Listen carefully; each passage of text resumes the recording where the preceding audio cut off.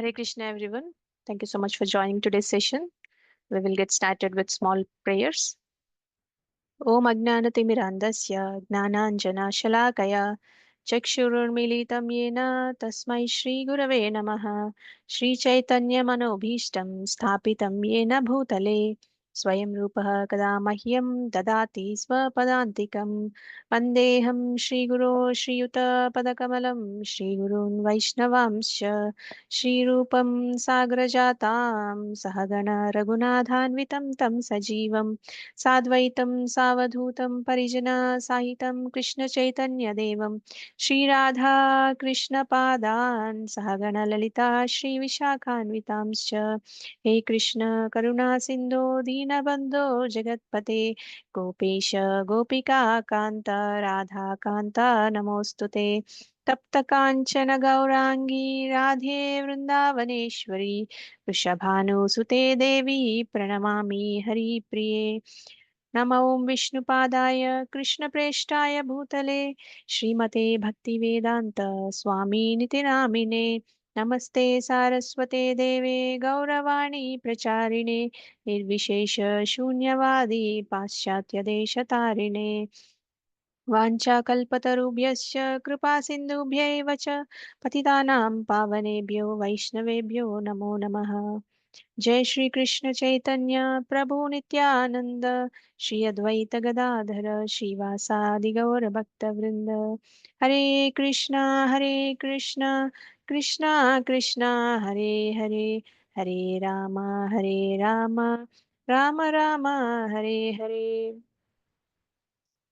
मुखं करोति वाचालं पङ्गुं लङ्घयते गिरिं यत्कृपातमहं वन्दे श्रीगुरुं दीनतारणं परमानन्दमाधवं श्रीचैतन्य ईश्वरम् श्री श्री राधा मदन मोहन की जय श्री श्री गौरनिताई की जय श्री श्री जगन्नाथ बलराम सुभद्रा मैया की जय जगत गुरु पतित पावन श्रील प्रभुपाद की जय भगवद गीता की जय नंदकोटि वैष्णव वृंद की जय निताई गौर प्रेमानंदे हरि हरि बोल.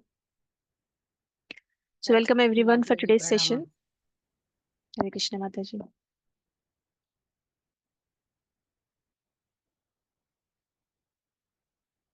One second.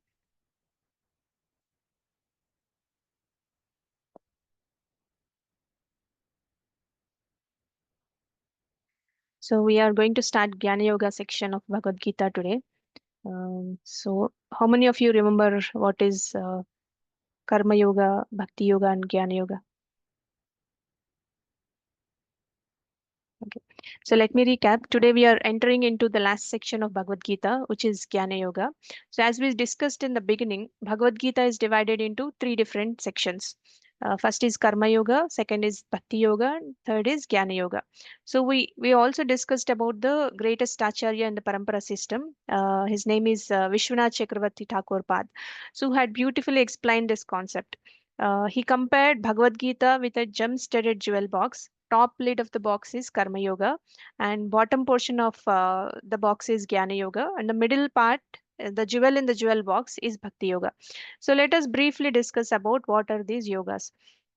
So karma yoga is the path of action and detachment. So what is karma yoga? So working honestly, doing your duties, but offering the results to God instead of being attached to success or failure. So karma yoga is a good starting point. It purifies the heart, but still keeps us a bit focused on material results. It helps us. It is helpful if offered to Krishna. So that is karma yoga. So what is jnana yoga? Jnana yoga is path of knowledge and renunciation. So trying to understand the difference between the body and the soul and giving up all material pleasures to achieve liberation. So we call it as moksha, right? So to achieve moksha. And often Jnana yogis try to engage with impersonal Brahman features, the spiritual effulgence that is coming out from the God. They feel that is the God. They don't have that connection. They don't know that Krishna has a beautiful personal form, and they don't meditate upon Krishna, and they don't have that kind of knowledge. So Jnana Yoga helps us realize certain knowledge of we are not the body, but it is incomplete knowledge. If we stop at impersonal liberation, merging into the Brahma Jyoti, then without devotion, it becomes a dry philosophy, and it leads to pride also. So the goal should be to come to bhakti. So Jnana Yoga is not a perfect path. But Bhakti Yoga, the path of loving devotion. So serving Krishna with love and devotion, seeing him as the supreme person. Everything like work, study, cooking, singing, talking, everything is offered to Krishna with love. So this is the highest path. It includes the benefits of karma and jnana also, because it adds love and personal relationship with Krishna. So bhakti doesn't just aim for liberation, it aims for eternal loving service to the Lord in the spiritual world. What are the spiritual worlds? We call them as Vaikuntha Lokas, and highest Vaikuntha Loka is Goloka Vrindavana. So Karma Yoga, Jnana Yoga, Bhakti Yoga. So these are the differences. Krishna himself declared in 6.47, if you remember, Yoginam api sarvesham madgaterantaratmana shraddhavan bhajate yo mam same yukta tamo matah. So what is he saying in this shloka? Out of all yogis, be it Jnana Yogi, be it Karma Yogi, be it Bhakti Yogi, the one who worships me with faith and devotion is the most intimately united with me in yoga. So that means he is glorifying Bhakti Yoga. So he is saying that Bhakti Yoga is the topmost yoga, and who worships me with faith and devotion is the best yogi, is what Krishna mentions here. So let's try to understand with a simple example. So there are three friends who went into a forest, and they found a big, beautiful tree full of sweet fruits, very colorful. So they were all hungry and they wanted to enjoy the fruit. But each of one had a different way of approaching it. So let us say one friend is Karma Yogi, one is Jnana Yogi, other one is Bhakti Yogi. So what is that Karma Yogi does? So Karma Yogi says, let me climb the tree I will do that work, hard work, and I go and get the fruit, but I won't eat it for myself. I'll offer it to God.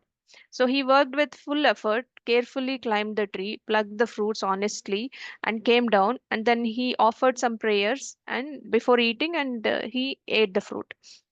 So he did his duty with sincerity, without selfishness, and offered the results to Krishna. That is Karma Yoga. So working but not getting attached to the result. So the second friend, who is a Jnana Yogi, he sat under the tree, he closed his eyes and said, this tree, this fruit, even my hunger, it is all temporary. I am not this body. I don't need this fruit. I want to be free from all the desires. And he was peaceful and sitting there, and he didn't enjoy the fruit, and he didn't understand who planted the tree. So he did not understand the source of it, and he also did not enjoy the fruit, but his understanding is right. He is not this body, the hunger is also not permanent, etc. He has that certain understanding, he had that jnana. So he followed the path of knowledge and detachment, realizing he is not the body. But he did not form a relationship with the one who gave the fruit, who gave the tree, who gave the material world, who gave the body, etc. He didn't have that kind of understanding. He did not relate it with Krishna. And let us see what the third friend does, the Bhakti Yogi. He folded his hands and he offered prayers in the beginning itself. And he said he understands Krishna is the source of everything. He says, Krishna, you planted this tree, you gave this tree out of love for the living beings. And whatever you give, I accept with gratitude. Please let me serve you better. So then he plucked the fruit, offered it to Krishna with love, and then happily shared it with others. So he chose the path of love and devotion. He understood the purpose behind the fruit, the tree, and everything. And it was all Krishna's arrangement, is what he understood as well. And that is Bhakti Yoga, the path of love and surrender. So basically, Karma Yogi works hard, offers the results. Jnana Yogi renounces the world. He gives up all activities and he cultivates the knowledge of soul and body. And Bhakti Yogi sees everything as Krishna's gift and lives with love and devotion. So Bhakti Yoga is the highest path because it leads not just to peace or knowledge, but to a loving relationship with Krishna. So which is the true goal of life. So let us start the Jnana Yoga section today. So let me share my screen.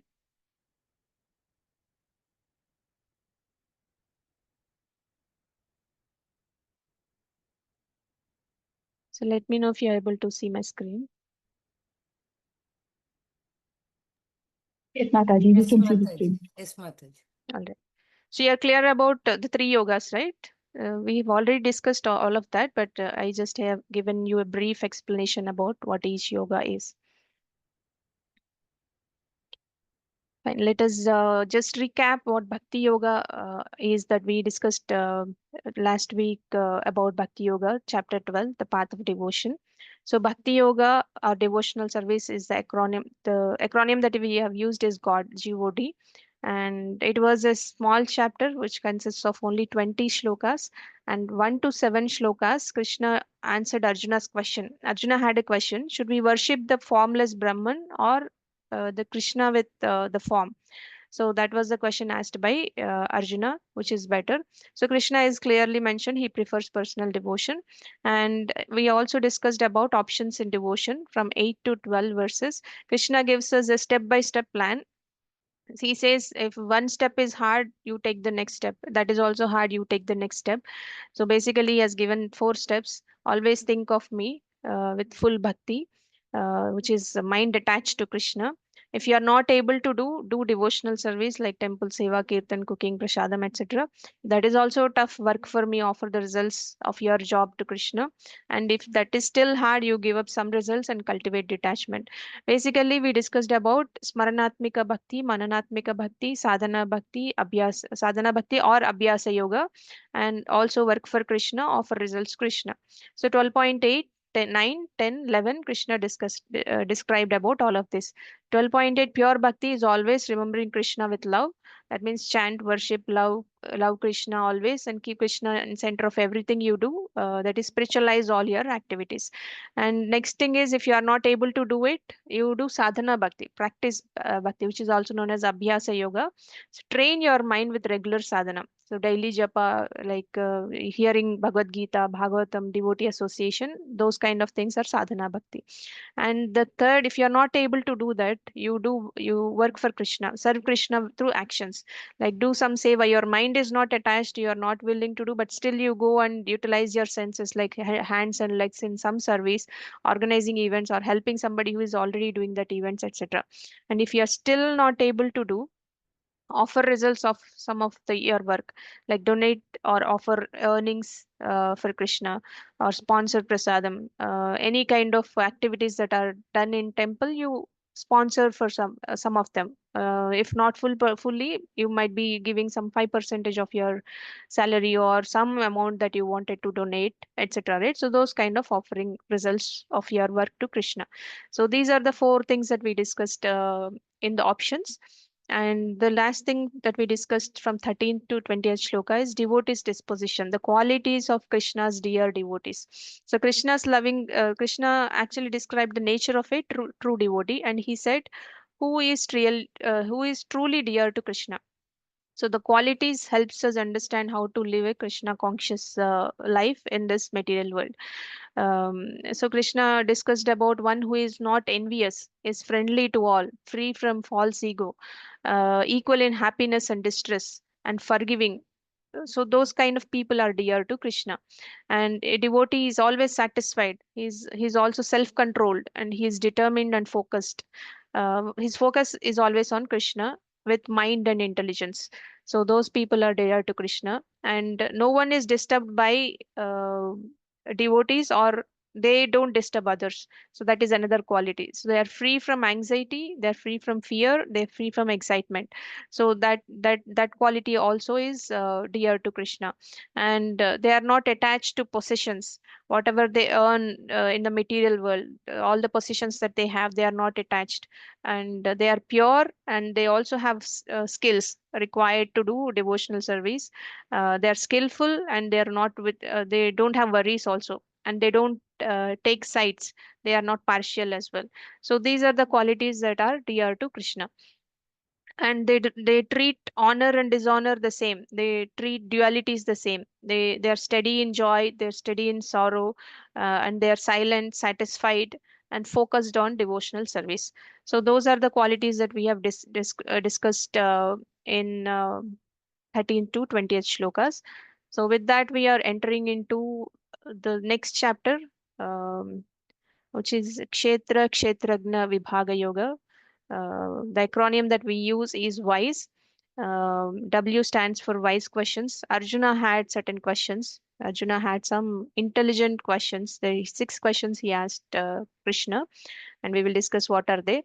And Krishna describes about items of knowledge from 8 to 12.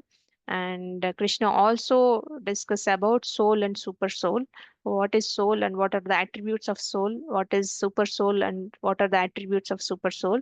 And ultimately, he explains about who is the real enjoyer from 20th to 35th shloka.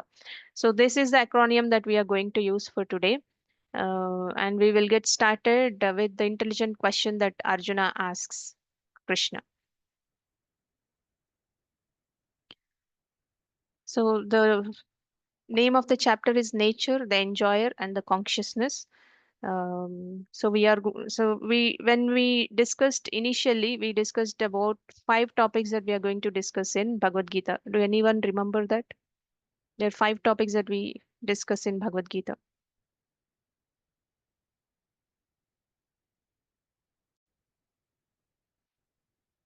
Jiva, Jagat, Jagadish. Jiva, Paramatma, Kala, Karma, and nature, Prakriti.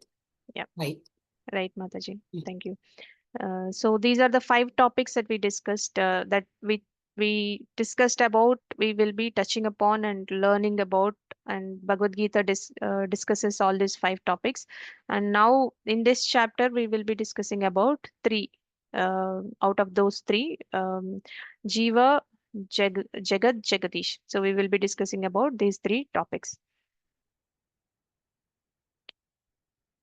So Arjuna's question. So we will just recite the shloka and go into the details.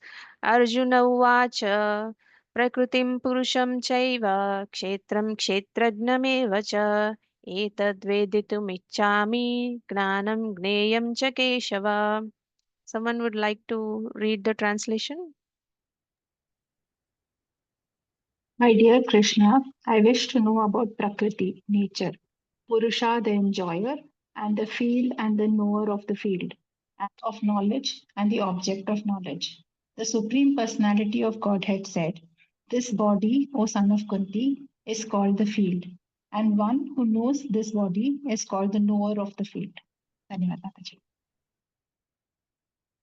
Thank you, Mataji. So Arjuna is asking six questions here. The six questions are, one second. So Prakriti is the first question. What is Prakriti? Second question is Purusha. Who is Purusha? And he's also asking what is Kshetra, field, and Kshetragna. Kshetragna is knower of the field, and Gnanam, Gneyam. So these are the six questions. Gnanam is knowledge, Gneyam is object of the knowledge. So Arjuna is asking these six questions in the beginning of the 13th chapter. And let us see what Krishna is answering about this six questions. So Krishna is saying the Supreme Personality of Godhead said, this body, O son of Kunti, is called the field, and one who knows this body is called the knower of the field. So he's saying, for example, if you are a farmer, you will have a field, right? That is the field, and the farmer who knows about the field is the owner of that field. So similarly, Krishna explains what is field and what is the uh, who is the knower of the field. So, Krishna is basically saying the body is the field, and the soul who experiences and knows this body is the knower of the field. Because what is happening in our body, we will be able to know, right? So that is known as knower of the field. Imagine your body is a house, you, the soul, and resident inside the house, and you control the house. You move the hands, you eat, you walk, you think. But there is another resident quietly living inside the house, that is Krishna, as a super soul. So we will discuss about super soul also. So basically, Arjuna asked this six questions, and let us see how Krishna is answering these six questions.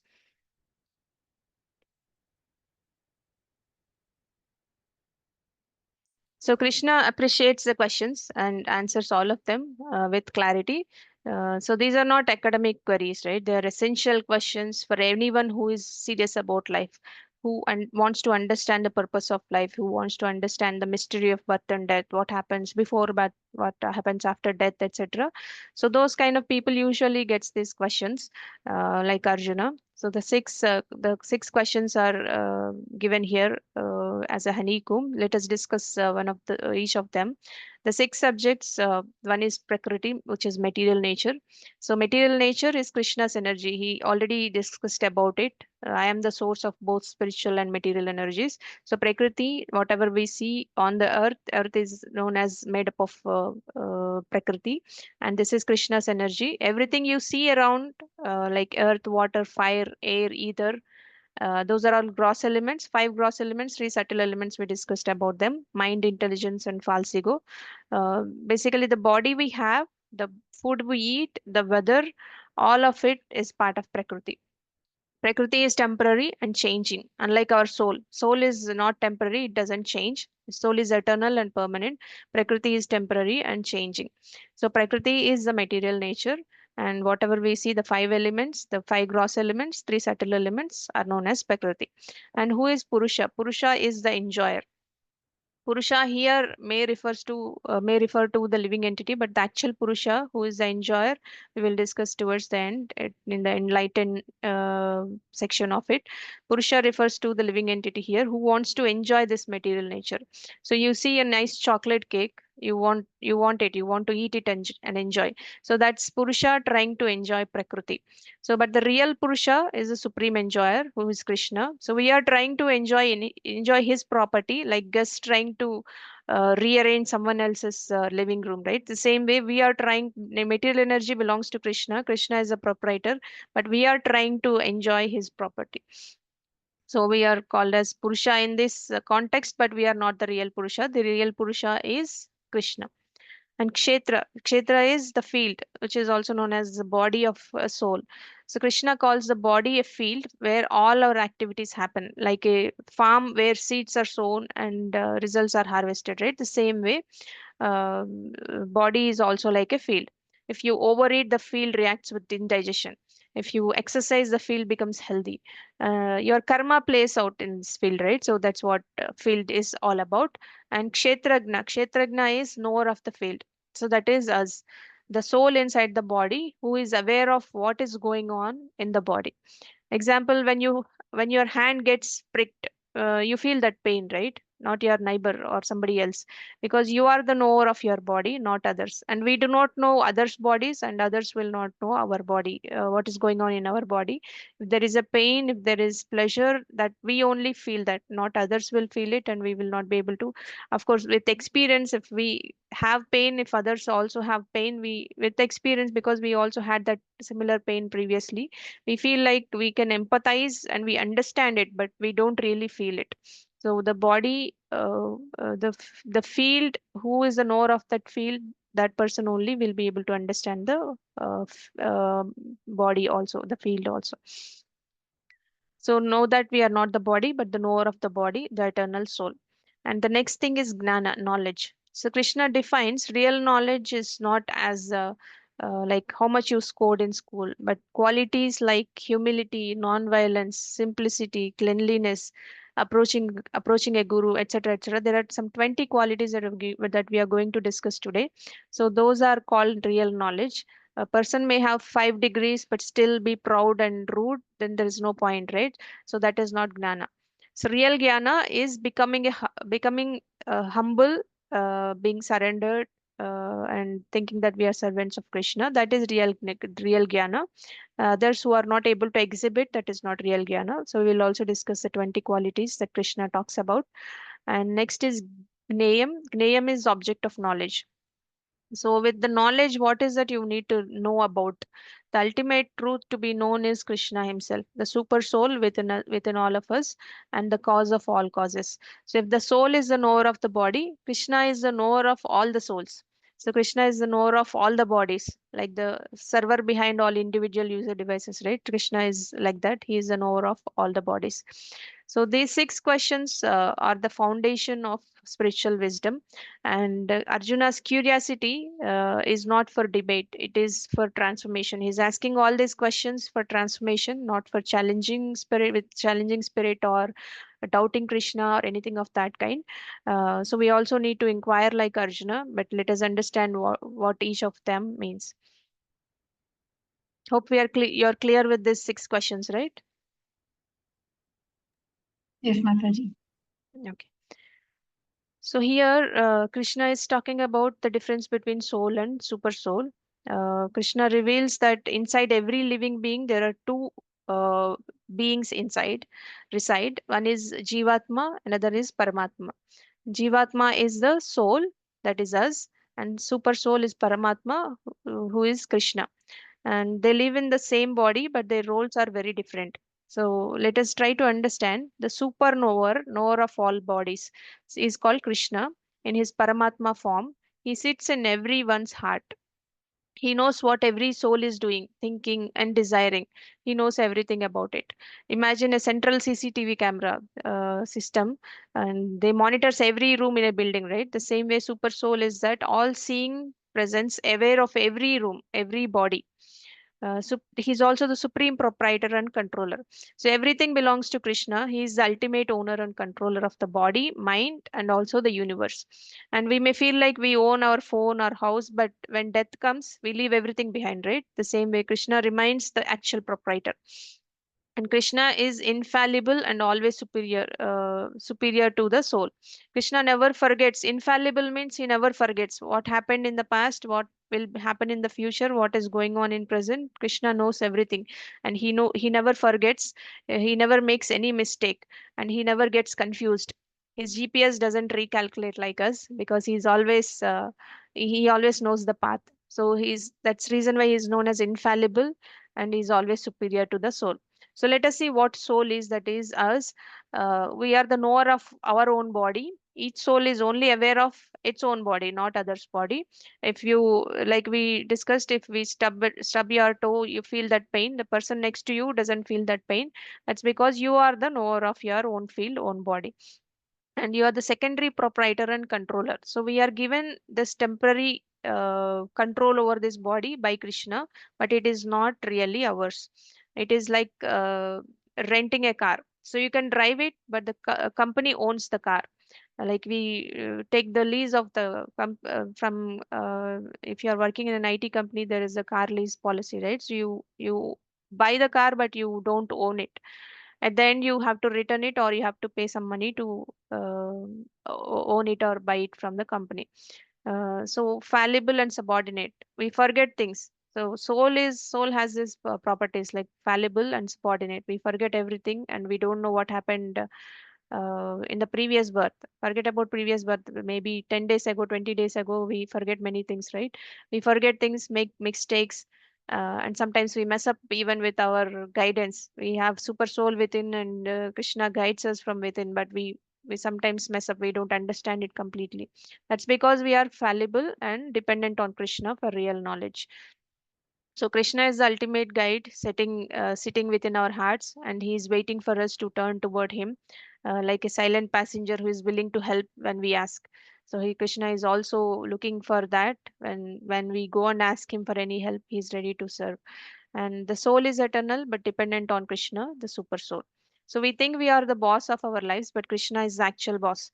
He just lets us believe we are driving, but until we finally say, okay, Krishna, you take the wheel. So until that time, Krishna waits for us, because we he gives us that minute independence. So Krishna is waiting for all of us to turn towards him, and start loving devotional service towards him. So in 8, 9, and 10 slides, we are going to discuss about the knowledge of body, soul, super soul. And with that knowledge, you will have what are the items of knowledge? We will discuss all of that. And this is discussed in um 13.8 to 12. So 8 to 12 shlokas, Krishna discusses about these 20 qualities. And So we may know a lot of facts and Sanskrit verses or philosophies, but Krishna says, if these 20 qualities are present, that is the real knowledge. The 20 qualities of a devotee, and from 8 to 12, there's a single shloka which is given in Veda base also. So let us discuss briefly about this 20 qualities, if not in detail. The first one is amanitvam. Amanitvam is humility. Humility is not being proud or egoistic. A devotee doesn't show off their knowledge or status. They serve others without expecting recognition. Okay, sometimes we feel like, okay, I know 700 shlokas of Bhagavad Gita, and when I go to certain place and people do not know Bhagavad Gita, when I recite all 700 shlokas, I expect a lot of recognition. So devotee will not have that. He is always humble, even though he has a great knowledge about it, but he doesn't show off that knowledge, and he wants to serve others without expecting recognition. He also wants others to learn about the knowledge, and he wants others to connect with Krishna, and he wants to do that kind of service, and he doesn't expect recognition. It doesn't mean that if somebody recognizes, he will humbly say thank you, but it doesn't mean that he will be expecting that recognition. If they don't say anything, if they don't say thank you even after listening to his class, or being after serving a lot of physical activity in the temple, they don't expect recognition. So next is pridelessness, adambitvam. So not pretending to be more than what they are, right? So someone doesn't try to act like a saint or guru. They just do their seva sincerely, and they don't have this pride. That is known as adambitvam. And non-violence, ahimsa. So they don't hurt others. They don't hurt others neither physically nor emotionally nor verbally. So any kind of hurting will not be done by devotees. They speak gently, they avoid gossip, and they are vegetarian because they don't want to hurt the animals, and they show compassion to all living beings. That is non-violence, ahimsa. And tolerance is kshanti, and staying calm when insulted or disturbed. So even when criticized unfairly, the devotee smiles and moves on. So they take it as Krishna Prasad and moves on. They don't take it to the mind. They don't take things personally, knowing that Krishna sees everything. So that is tolerance. And simplicity, arjavam. So they're honest, straightforward, and they are without duplicity. So what they speak, they do. No double standards, no double dealings, transparent in all the dealings. So they are honest, straightforward, and they don't have the double standard mentality. And approaching a bona fide guru, acharya upasanam, serving and learning from a spiritual teacher. So a devotee regularly hears from the spiritual gurus, and they are in the parampara system. They understand the disciplic succession, and they get knowledge from the bona fide parampara. And next is cleanliness, shaucham. Cleanliness is of two types: external, internal. So they keep their body, home, and everything externally clean, and they also maintain clean heart for internal cleaning. And external cleaning, they do bathing regularly and keeping their altar neat, home clean, etc. And in the internal cleaning, they avoid dirty thoughts, and they don't think about they don't think bad about others. Those kind of things they avoid. So they keep their body clean, their mind also clean. And steadiness, sthiryam. They are not jumping from one thing to another. They stay focused. Vyavasayatmika buddhi, one pointed focus. They stick to bhakti. They stick to daily chanting, seva, sadhana, keeping Krishna in the middle. And even life becomes challenging, life becomes busy, they are steady in their sadhana, they are steady in their devotional service. And next thing is self control, atma vinigraha. Controlling senses, not being impulsive, avoids binge watching or overeating. They have that control. They use this phone, but they know what they are using for, and they use the speech. They use the tongue.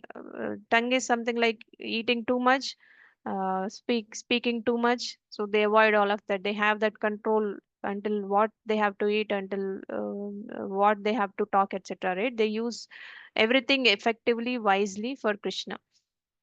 And dispassion towards sense enjoyment, and indriya ardheshu vairagyam. So it means not chasing for pleasures, material pleasures.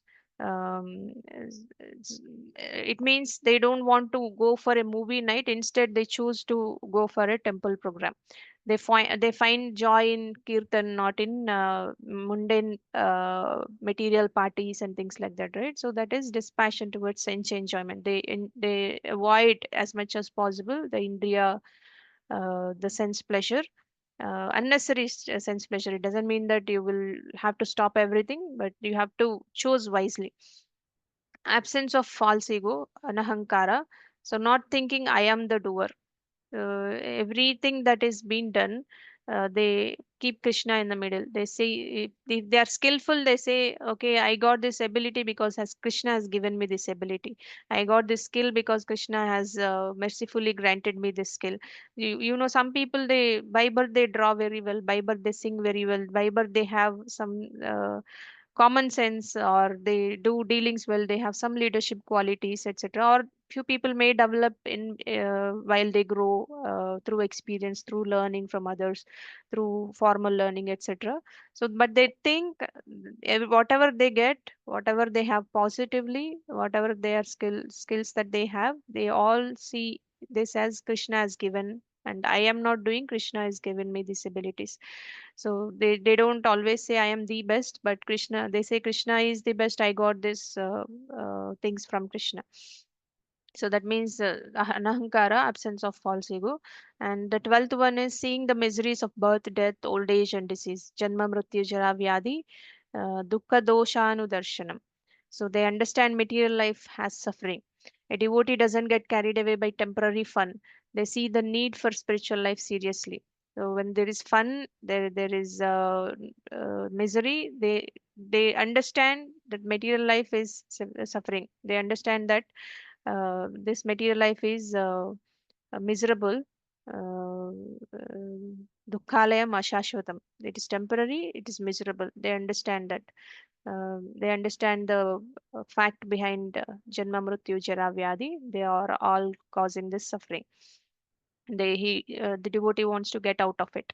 And the next thing is detachment, asakti. So not overly attached to people or things.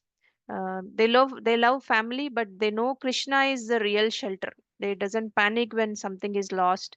It doesn't mean that they don't have feelings, emotions. They have, but they don't lament forever. So they know, they understand, they go through the pain, but they come out of it by Krishna's mercy. Because they are dependent on Krishna. They have the detachment. They come out of they out of overly attachment to things and people. And next thing is absence of possessiveness. Anabhiviswangaha is what they call it as in Sanskrit. They doesn't claim this is mine. They shares everything freely, serves without my this, my that, etc. That kind of attitude, right? They don't have it. And even mindedness in pleasant and unpleasant events. Samadukka sukha. It means they stay steady in happiness or distress. Whether they get praise or rejection, promotion or setback, they chant and serve as usual. They don't change their mentality. Of course, they enjoy, but they enjoy and they remember Krishna, thinking that Krishna has given me this. Thank you, Krishna, and then they enjoy. So even in distress, they are dependent on Krishna, and they understand that is temporary, and this might be something that I might have done in the past, but I should get more, but Krishna has given me this much only. So that kind of understanding they have. And next thing is constant unalloyed devotion to Krishna, bhakti yogena vyabhicharina. So they always they serve Krishna always without any distractions. So they keep Krishna in the center. Everything that they do, family, work, leisure, pleasure, everything, they keep Krishna in the center. And next thing is aspiring to live in a secluded place. Vivikta desha sevitam. So it means like they like calm spiritual environments. It doesn't mean that they go to forest, but it means they like calm spiritual environments. They don't go into crowds and chaos. They prefer japa in a peaceful room rather than noisy gossiping, going to the group of gossiping people and talking to them, etc. Right? So they avoid all of that. Detachment from the general mass of people. Aratir Jana Samsadi. It means they avoid meaningless socializing. It doesn't mean that they avoid socializing, but they avoid meaningless socializing. After that socializing event, they feel like a lot of pressure in the mind, lot of burden that they are carrying, right? So some of the events are like that. If when you go meet people who are materially motivated people, when you go to them, they always compare, they always criticize, they give you some negative thoughts, etc., right? Though they avoid that kind of people. They doesn't waste time in idle talk. They spend time with they wanted to spend quality time reading scriptures, being with devotees, being with right association, being with right people, etc. Accepting, next thing is accepting the importance of self realization, adhyatma gnana nityatvam. So which means they regularly want to learn and think about what is soul, what is god, who is god, and what is the relationship between god and the soul, etc. So that means they wanted to have that philosophical knowledge, they wanted to understand the purpose of life, and they wanted to act accordingly. So they read books daily and they reflect on spiritual truths, they associate with right people, etc. And the 20th is philosophical search for the absolute truth, Tattvagnana Ardha Darshanam. They want to understand Krishna, is the source of everything. So they doesn't settle for rituals only. So most of the things that we as children we used to do, whatever our parents say, right? We do not know it. It's kind of ritual only. Every time there is a festival, you have to go visit the temple. So, many things we do it as a ritual, but there is no spirit in it. So we have to add that spirit to get that knowledge and make it spiritual instead of ritual. They want to know why we do what we do and who Krishna really is, what is the connection between Krishna, etc. So they do the philosophical search and understand the absolute truth. So this is what makes a devotee dear to Krishna. So these 20 qualities, they don't just make us good people. They help us develop that real spiritual vision, develop that real understanding, and connect deeply with Krishna, and advance in the devotional service. So these qualities are not optional. They are symptoms of someone sincerely practicing devotional service. So let us see how to gain this knowledge, how to gain all these qualities. So how to gain knowledge, I think we have discussed out of these 20 qualities. These are the qualities that helps us gain the knowledge.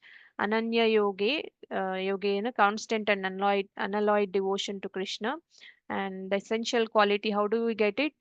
By going and accepting the bona fide spiritual master, Acharya Poshana, Acharya Upasana. Other important qualities are, sorry, Amanitvam, ahimsa, atmavinigraha, aratir janasamsadi, which means humility, non-violence, self-control, detachment from general mass of people. These are the important qualities to gain the knowledge. Out of the 20 qualities that we have discussed, these are the important qualities. But how to achieve these qualities? So there are 20 qualities Krishna talked about, but how do we achieve these qualities? So we all want to be humble, we all want to be patient, we want to be forgiving, free from pride, detached from material things, and so on, so on. We discussed all of that, right? So these are all the 20 transcendental qualities described by Krishna from 8 to 12 shlokas as a single shloka within the same page. It is written. But here is a big question: how do we actually develop all these qualities? So, do we need to work on each one separately, like filling out a 20-page form? For each of the qualities, each one page, we should work on each of them. The answer is not really. Krishna gives us a shortcut. When we sincerely take to unalloyed devotional service, unalloyed is unmotivated, uninterrupted. So we don't have motivations, we don't have interruptions in doing devotional service. Interruptions means, okay, today is Ekadashi, I will do some spiritual devotional service. Tomorrow I will not do. So it is interrupted service, right? Or maybe I'm busy today, I will not be able to chant. I'll not be able to think about Krishna. Tomorrow I will see. But we don't know if tomorrow comes or not for us. So that is interrupted service. Maybe few people go to temples only on festivals or on birthdays or wedding anniversaries or children's birthdays, etc., right? So that is interrupted. And unmotivated is you go to temple and ask for something and you do a devotion because you know that Krishna gives us something. Maybe some people do devotional service out of fear. If I don't do it, God will be doing maybe bad for me, etc. Right? So those kind of things. Unmotivated is whatever we do for children, right? That is unmotivated. We don't expect anything, but we still serve them. So that is unmotivated. Uninterrupted is it's continuous thing. It's a regular everyday thing, not once in a while thing. So that is unalloyed devotional service to the Lord. So when we sincerely take to that unalloyed devotional service to the Lord, which is bhakti, all other qualities naturally develop, is what Krishna says. So if one takes to full Krishna consciousness, all other 20 qualities that we discussed now are automatically developed. It's like watering the root of a tree. If the root is nourished, the whole tree, leaves, branches, fruits, everything gets nourished, right? But if we just keep watering one leaf at a time, we will get tired and never make progress. So if we take an example of Prahlad Maharaj, a 5-year-old boy, he is in full Krishna consciousness. He is humble, he is tolerant, especially when his own father tried to kill him multiple times with multiple ways, right? But still he was humble. Despite being tortured, he never became angry or proud. Why? Because he was fully absorbed in devotional service. He always remembers the Lord. He has that smaranatmika bhakti. He is fully aware of God. He always remembers God in everything. So he didn't do any 30-day become more tolerant challenge, etc. Right? He just loved Krishna purely, and all qualities shown through him effortlessly. It was automatically came because he is a devotee of God. So it's like buying a smartphone. When you buy a good one, it automatically comes with a flashlight, calculator, camera, and other many other apps, right? You don't need to buy them separately. So it's like that. Similarly, when we buy Krishna consciousness, everything is free. So we get all good qualities as a package deal. So if you look at the image of Hanuman hugging Lord Rama, so Hanumanji is the perfect example of unalloyed devotional service. He didn't chase qualities separately. His only goal was to serve Lord Rama. And all divine qualities like strength, humility, wisdom, and loyalty, they manifest automatically, naturally in him because he wants to serve Lord Rama. So devotional service brings us everything. We don't need to separately develop each quality. Okay, this quality I have to develop in 7 days. This quality I have to develop in 5 days, etc. You don't need to make plans like that. So we will enter into the next section where Krishna explains about soul and super soul from 13th shloka until 19th shloka. So let us try to understand. So if you look at this slide, it shows two figures inside the body of a sleeping man. The glowing humanoid light figure represents the individual soul, which is Jivatma. The beautiful form of Lord Vishnu or Krishna represents the super soul, Paramatma, who resides alongside the soul in everyone's heart. But the soul is immeasurable. It is, I think we discussed about it, 1 by 10,000 tip of the hair is the size of the soul. We cannot see it with our naked eyes. But Krishna as a super soul is 9 inches, who stays besides our soul in the heart. So let us say body is like a car. The soul Jivatma is the driver, the one who operates the car. But there is also an expert GPS system installed, that is Super Soul Lord Krishna himself, who guides from within. So the soul thinks he is alone in the driver's seat, but Krishna is right there beside the soul, watching, guiding, and sometimes even face palming when we take wrong turns, right? So that is Krishna. So the relationship between soul and super soul is the soul wants to enjoy separately from Krishna and keeps getting entangled in the material world. The super soul is always there and he always lovingly guides the soul so that the soul comes back to Krishna in the spiritual worlds. So, like a divine best friend and the guardian. So, this is the explanation given by Krishna about soul. Gneyam yattat pravakshyami yajnatva anadimat param brahma nasattanna saduchyate tanna saduchyate. Anybody would like to recite the translation? I shall now explain the knowable knowing which you will taste the eternal. Brahman, the spirit, beginningless and subordinate to me. lies beyond the cause and effect of this material world. Hare Krishna. Thank you, Mataji. Hare Krishna. So Krishna is saying, I will explain about the soul. Uh, Knowing that you will taste the eternal is what Krishna says. So Brahman, the spirit, beginningless and subordinate. These are all. So Brahman here refers to the soul. Soul, he says, is the spirit, and it has no beginning. It is beginningless, and it is also subordinate to Krishna. So Krishna is superior, supreme soul, and soul is subordinate to the super soul, and his lies he also says lies beyond the cause and effect of this material world. Let us see what are the attributes of the soul. Krishna is explaining in detail. So Krishna says eternal, no date of birth, no expiry. It is anadi. Anadi means it has no beginning. So the soul has no date of birth or best before date also. So it is anadi, meaning it has no beginning and also has no end. Krishna says in Bhagavad Gita 2.20 also, if you remember in the second chapter when he explained about the body and the soul, he says the soul is never born and never dies. It is eternal, everlasting, and primeval. That was the explanation given in 2.20.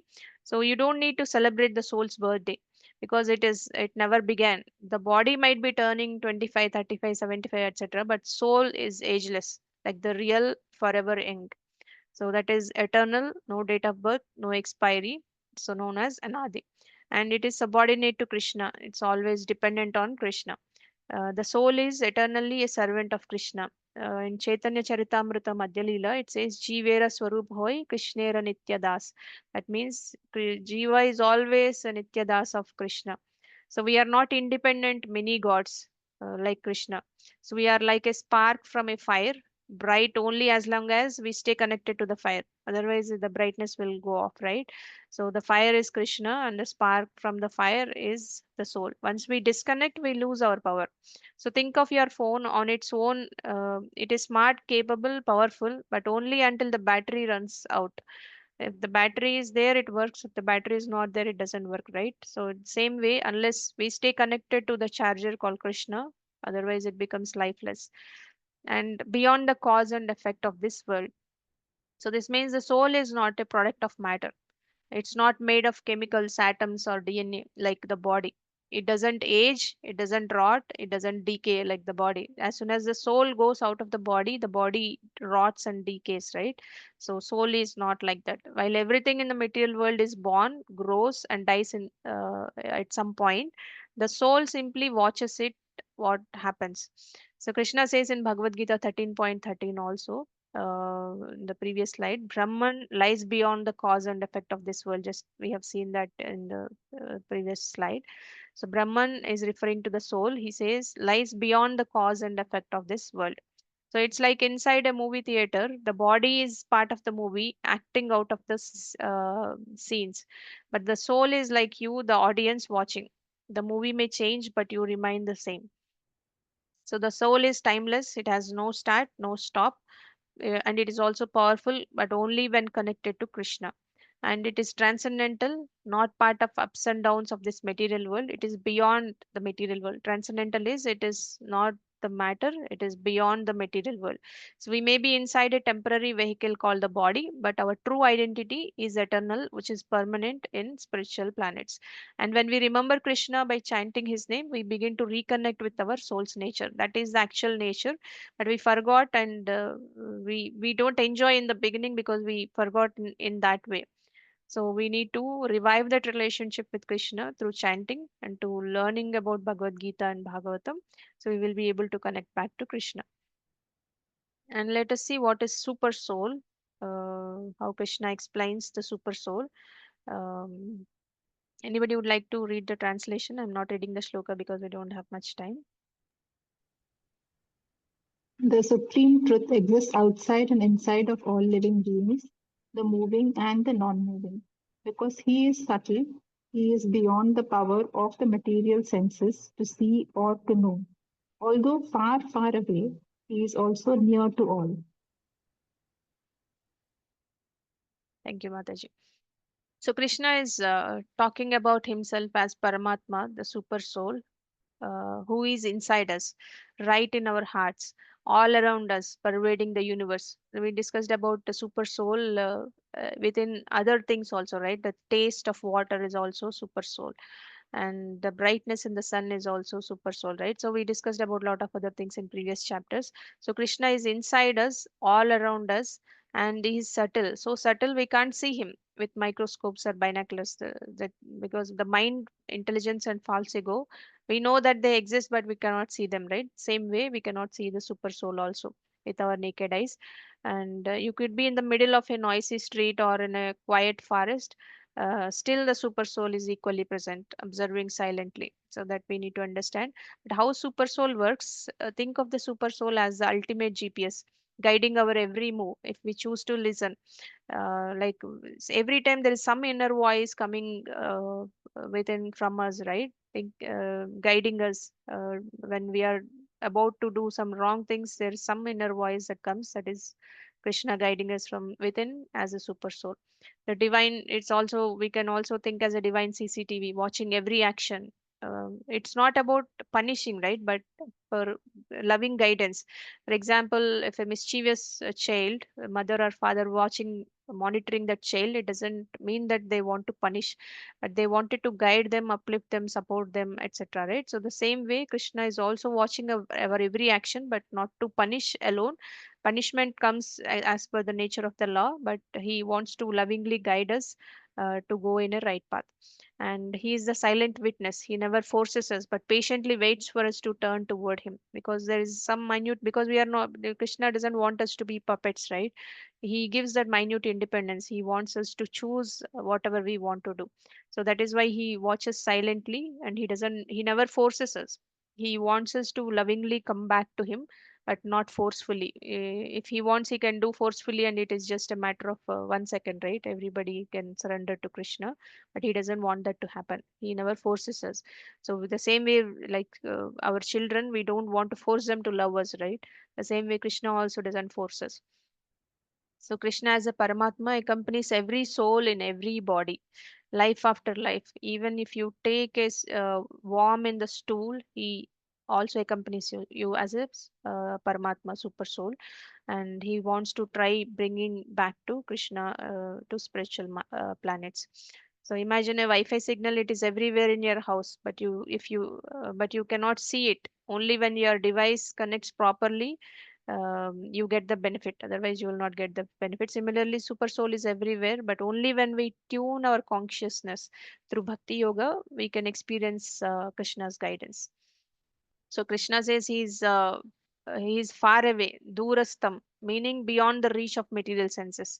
He is also very near, antikecha, in the same shloka, right in our own heart.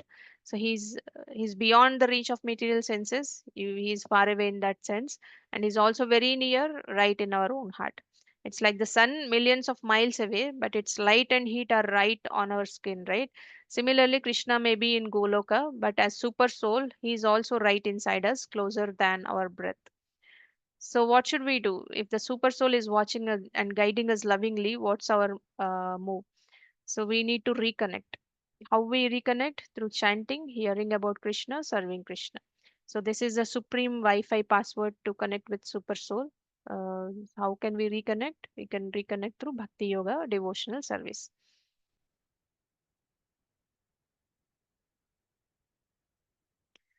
So I think these are the attributes of super soul that we've already covered some of them. So the divine qualities of super soul is explained here. These features may sound mystical, but Krishna explains them directly in Bhagavad Gita 13.14 to 18. All pervading, super soul is all pervading. This means he's present in every living being and controls the entire creation.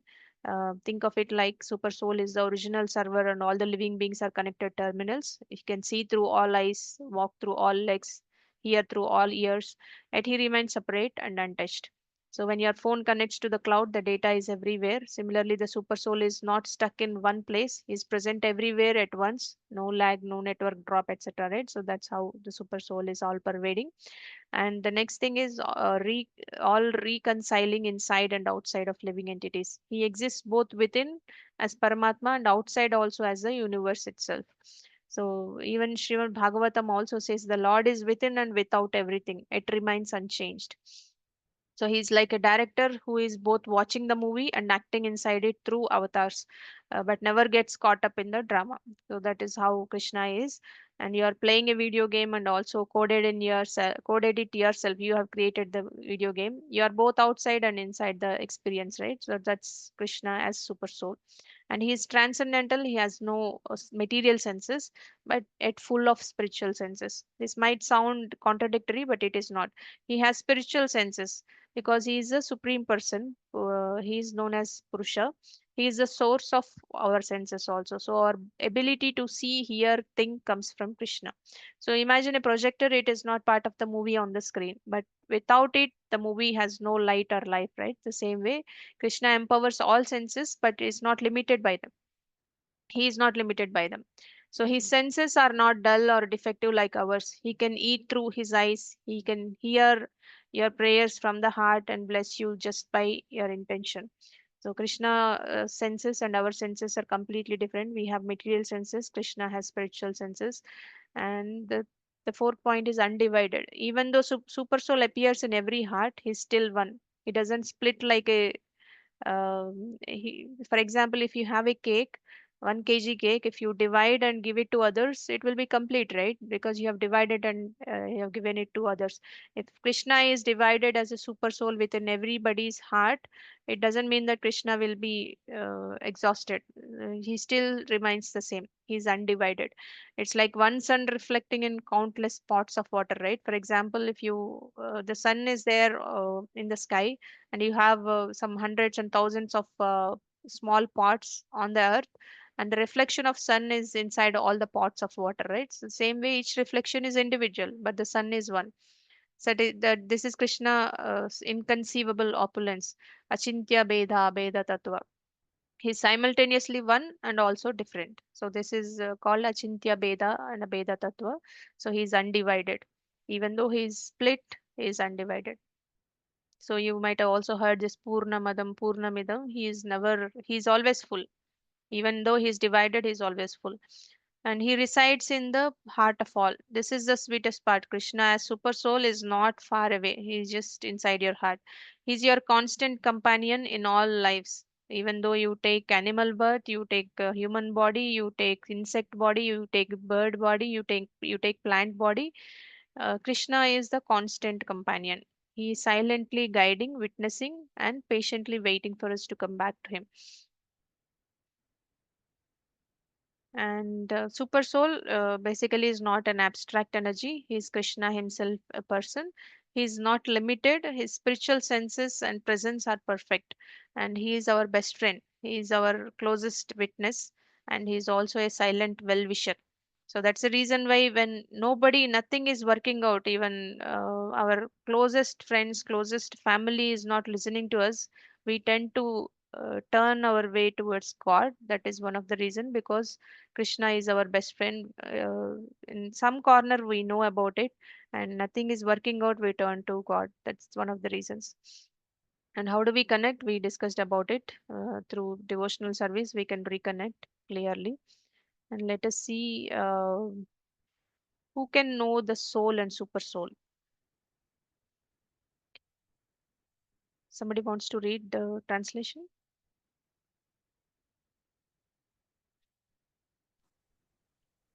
Thus, the field of activities, the body, knowledge, and the knowable have been summarily described by me.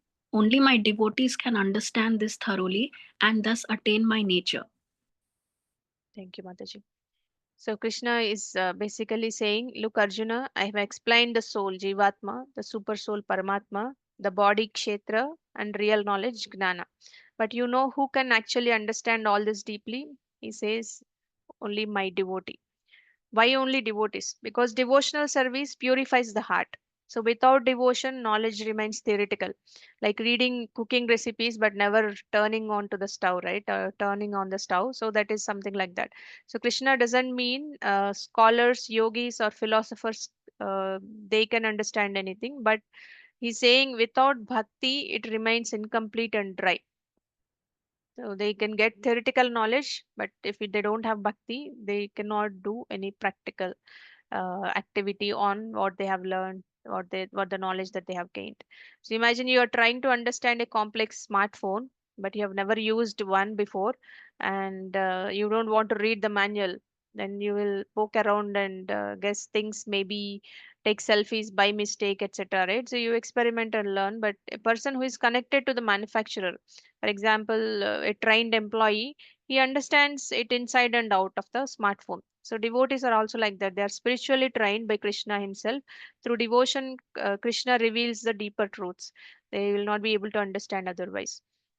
And realization comes by Krishna's grace only. Even if one memorizes 700 verses of Bhagavad Gita without devotion, it is like knowing all the ingredients but not tasting the dish. So, bhakti is not just a sentiment, it's the science of spiritual life. Only a devotee who serves Krishna with love by chanting, hearing, surrendering, they can realize the truths fully.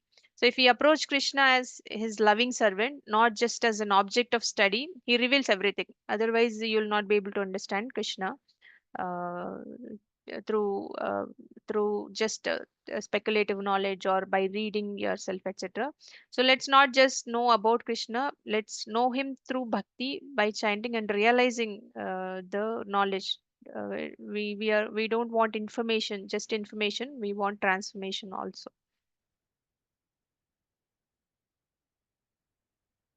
So we enter into the final section of today's session, which is enlightened. Who is the real enjoyer?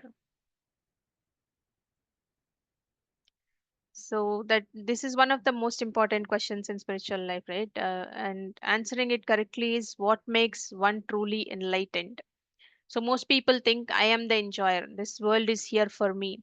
Now I chase after tasty food, fancy clothes, and vacations, relationships, fame, name, and validation on Instagram through number of likes, number of friends, etc. Right? So even after all this, we are still not satisfied. So we chase after all these things, but only for temporarily you may be happy, but we are not permanently happy. Why? Because we are not the real enjoyers. Who is the real enjoyer then? So Krishna's already said in Bhagavad Gita 5.29. भोक्तारां यज्ञतपसां सर्वलोकमहेश्वरं सुहृदं सर्वभूतानां ज्ञात्वा मां शान्तिमृच्छति. So Krishna said Krishna is the real enjoyer of all the sacrifices and austerities. He is the supreme lord of all planets and the best well-wisher of all living beings. Suhridam Sarvabhutanam. This means who is the best well-wisher of all living beings is Krishna. And who understands this attains real peace. Gnatva mam shantim rachati. Who will attain peace? Whoever has this understanding, they will attain peace. So I am the enjoyer of all sacrifices, and I am the supreme lord of all planets, and I am also the best well-wisher of all living entities. And whoever understands this, they will attain peace, is the translation of this shloka. So Krishna is the bhokta, the supreme enjoyer. So we are not the enjoyers, we are meant to assist his enjoyment. So what does enlightened mean? It means to realize I am not the center, Krishna is the center. I am not the enjoyer, I am the eternal servant of the supreme enjoyer, Krishna. When we serve him, we automatically become happy. Just like watering the root nourishes the whole tree, uh, the entire tree will get nourished. The same way, if Krishna is put in the center, everybody else will become happy. Imagine your finger gets a craving for chocolate cake. If the finger tries to enjoy the cake on its own, what happens? Will it be able to taste? Will it get nourishment? No, right?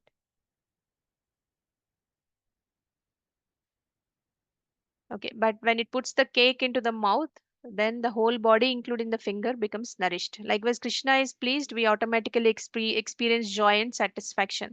Like the tongue is, if you put the cake in the mouth, the tongue gets the taste, and the stomach, it goes inside the stomach, and from there, the nourishment happens. The same way, if Krishna is pleased, we automatically experience joy and satisfaction. We don't need to try separately.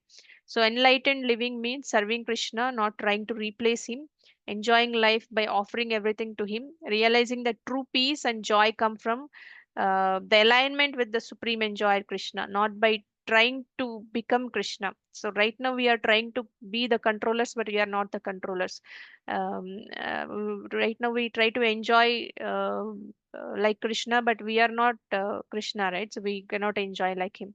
The final takeaway is think about when explaining if needed only. We are not meant to be mini enjoyers. We are meant to be joyful servants of the supreme enjoyer Krishna. When we live for his pleasure, we become truly enlightened and satisfied. And this is the easiest way to reconnect to Krishna through devotional service.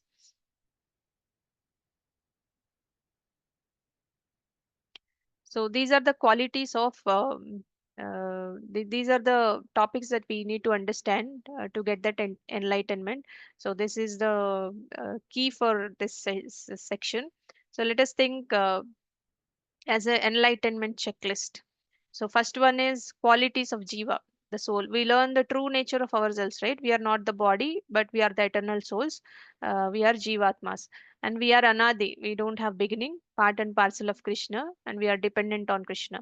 And we are conscious. We have that consciousness, right? We are active and we are meant to serve. Our purpose of the soul's purpose is to serve Krishna, not enjoy independently. So when we try to serve Krishna, if he is pleased, he is enjoyed, we are automatically enjoying. Like a spark from the fire, we took that example. The soul is spiritual, but if disconnected from the source, from the fire, the spark becomes lifeless. It loses its glow. And the next thing is qualities of material nature. This refers to the three modes, gunas, right? Sattva, Rajo, Tamo gunas, mode of goodness, passion, and ignorance. These modes influence our desires, actions, and also based upon the actions that also decides our destiny. So the soul becomes conditioned by them, by these three modes, and forgets its true identity. And it feels like I am the enjoyer, I am this body, and I am here for enjoyment. I wanted to control everything, etc. Right? So that because of the modes of influence, we develop desires and we try to enjoy independently from Krishna, and that will never happen. Ultimately, we are frustrated and we become miserable in the material world. So, Krishna explains this how these modes bind the soul, is what we've already discussed in Karma Yoga section of it.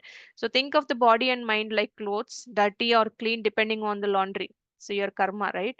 But you are not the clothes, you are wearing the clothes, but you are not the clothes. That we need to understand. And qualities of super soul. Now we understand Paramatma is Krishna himself within the heart. He is present in every living being. He is guiding and he is also witnessing what we are doing. And he is undivided. He's undivided means he's split as Paramatma in everybody's heart, but he's still full. He's still the same, and he's also all pervading. He's all pervading within the material universe and also spiritual universe. And he's transcendental, is beyond the material world and the source of all the senses. And he is also the best friend and constant companion of the soul. You take any type of birth out of 84 lakh species of life. We might take, or we might have already taken 84 lakh species of life, or we might be taking different births in the upcoming lives. But Krishna is our best friend and he is a constant companion. He never leaves us. He's still witnessing and he's giving that company as a super soul in everybody's heart.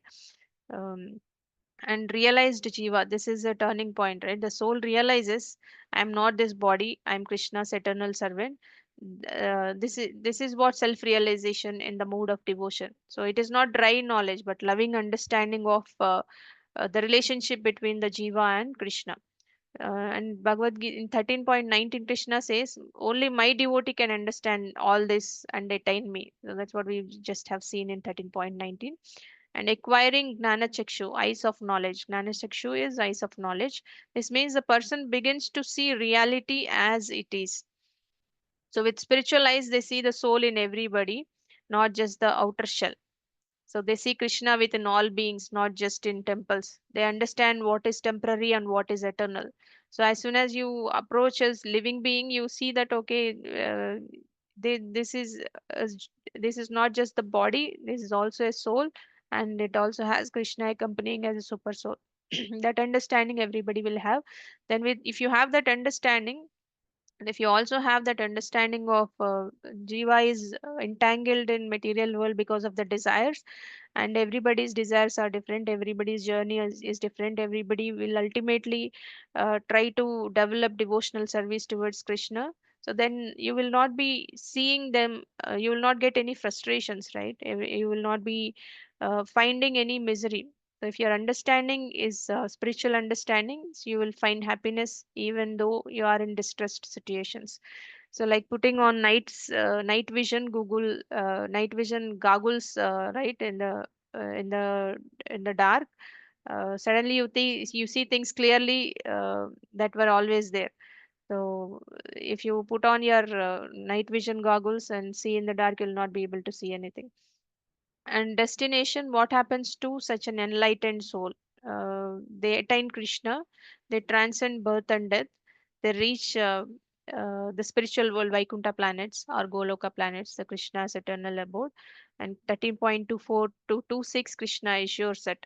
So if you have the proper understanding, if you do, when you have that understanding, you definitely perform devotional service. When you perform devotional service, you develop the 20 qualities that we have discussed. And you also see the difference between soul and super soul. Once you know everything, you will definitely attain Krishna. So you will do activities based upon the spiritual level, not on the material plane. So you will have that understanding. Ajanma bhuvana loka punaravrittino Arjuna, Krishna says, from the top planet Brahmaloka until the Patala 14th planet, planetary systems, the birth and death becomes natural. Maybe the duration of life, the comforts of life are different in different planets, but you understand that this is all temporary, this is all miserable, and I belong to a spiritual world and I want to go there. I want to revive that loving service or loving relationship with Krishna, and I want to go back to Vaikuntha planets and enjoy with Krishna. So that is the real understanding. So it is what makes one enlightened is not just bookish knowledge or the spiritual vocabulary or with the shloka recitation.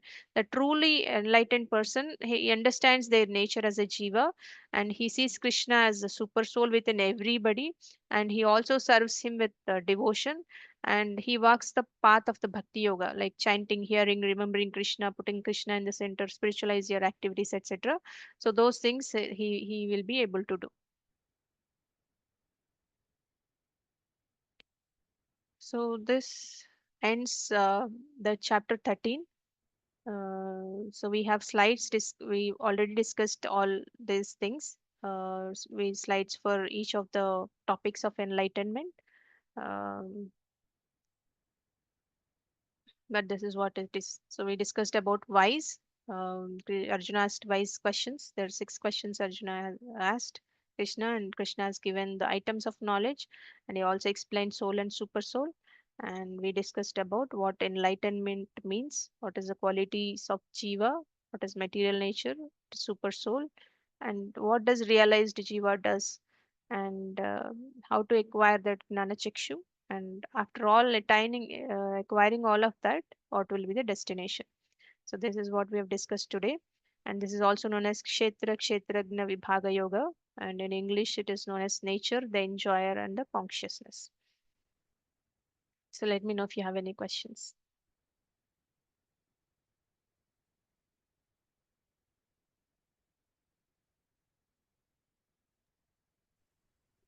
Though we are learning so many, though we are attending so many times, Mataji, still it is in a dilemma. That is the concept quality, it seems.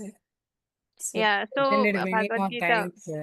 Yeah, I understand, Mataji, because it's just a beginning, right? We are just taking an overview of each of the chapter.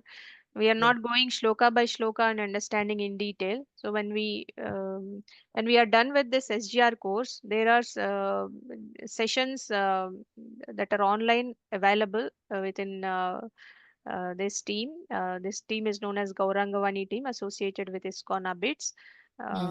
So we have a lot of online sessions going on a regular basis. Daily, there are many daily sessions going on, and there are few weekly sessions going on, or weekly twice there are some sessions going on. So based upon your interest, you can join one of those sessions so that you are going in depth, getting in depth knowledge.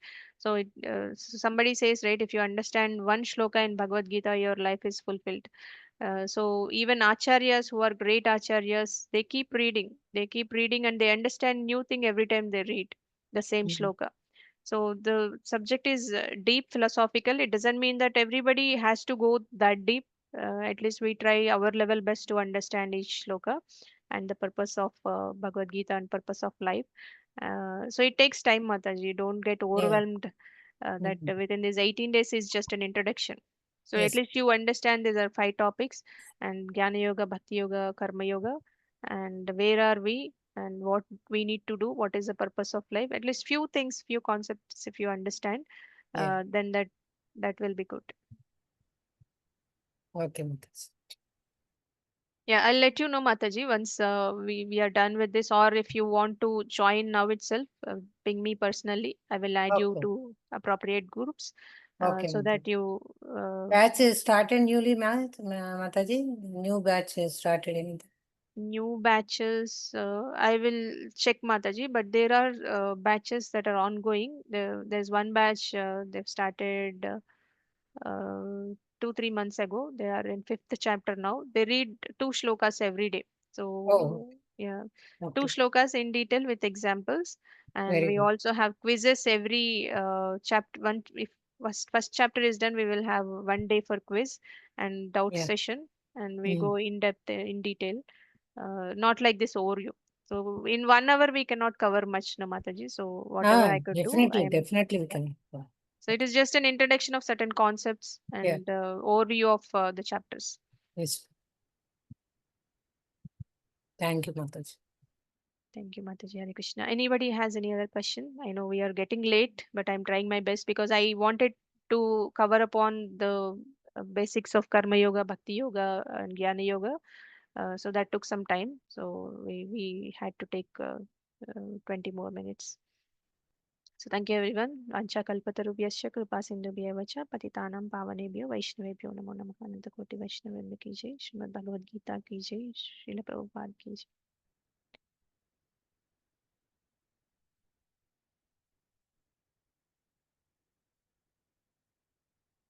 Pranamas, Mataji. Thank you, Mataji. Hare Krishna, Mataji. Hare Krishna.